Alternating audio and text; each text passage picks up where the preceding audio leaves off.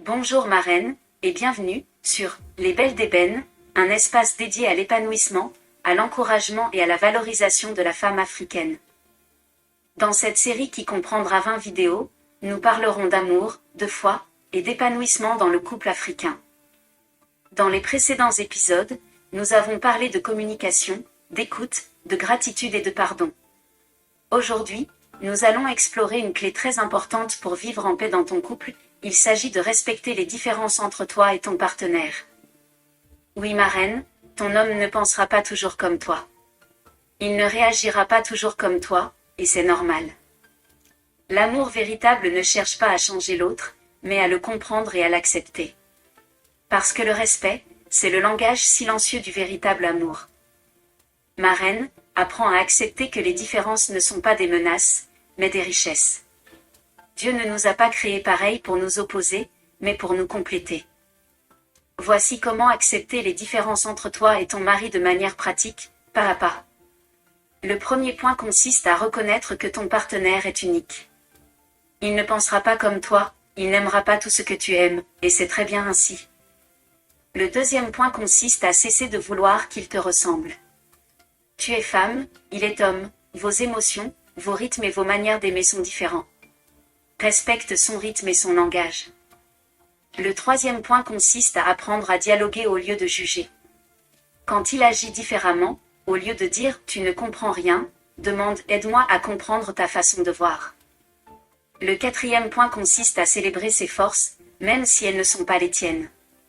Tu es peut-être expressive et lui discret, cela peut devenir un équilibre, pas un combat. Le cinquième point consiste à prier pour que Dieu t'aide à aimer ton partenaire tel qu'il est, pas tel que tu voudrais qu'il soit. Voici à présent quelques exemples pratiques pour t'aider à respecter les différences dans ton couple. Le premier exemple consiste à ne pas imposer ton style de communication. Si ton homme parle peu, respecte son silence, mais montre-lui ton écoute quand il s'exprime. Le deuxième exemple consiste à accepter que vous n'ayez pas toujours les mêmes goûts. Si toi tu aimes sortir et lui préfère rester à la maison, trouvez un équilibre, une fois pour toi, une fois pour lui. Le troisième exemple consiste à valoriser ses forces là où tu es moins à l'aise. Par exemple, j'aime ta façon de rester calme même quand les choses vont mal. Le quatrième exemple consiste à reconnaître ses efforts même s'ils ne ressemblent pas aux tiens.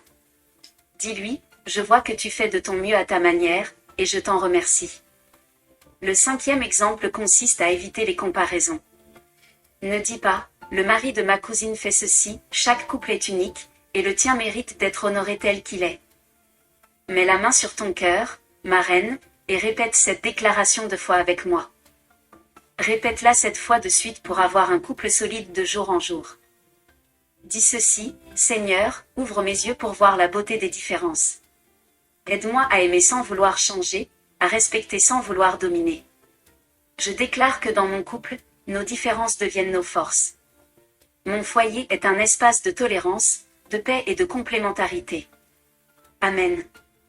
Aujourd'hui, marraine, je t'invite à observer une différence entre toi et ton partenaire, et à choisir de la célébrer au lieu de la critiquer.